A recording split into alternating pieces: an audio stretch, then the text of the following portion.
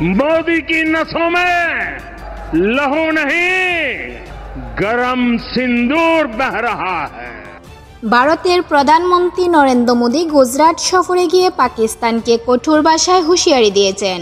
গত সোমবার 26 মে ভারতের গুজরাটের ভুজে এক রোড শো এবং একাধিক উন্নয়ন প্রকল্পের উদ্বোধন অনুষ্ঠানে তিনি বলেন, পাকিস্তানের জনগণকে এখন সিদ্ধান্ত নিতে হবে, তারা শান্তির পথে চলবে নাকি সন্ত্রাসবাদের পথ থেকে ধ্বংস ডেকে আনবে।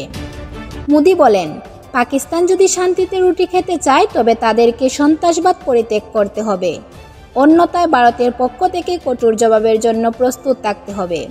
তিনি দাবি করেন, ভারতের প্রতিশোধ এতটাই তীব্র ছিল যে পাকিস্তানের বিমান ঘাঁটিগুলো আজ আইসিইউতে।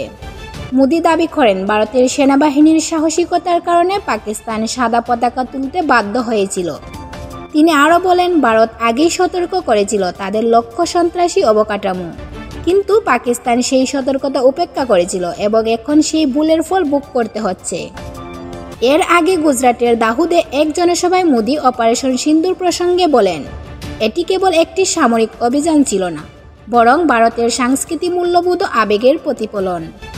মোদী পাকিস্তানের জনগণের উদ্দেশ্যে বলেন, আমি পাকিস্তানের জনগণকে জিজ্ঞাসা করতে চাই, তোমরা কি অর্জন করেছ?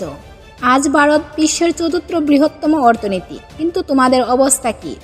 যারা সন্ত্রাসবাদকে উৎসাহিত করেছে তারা তোমাদের ভবিষ্যৎ ধ্বংস করে দিয়েছে।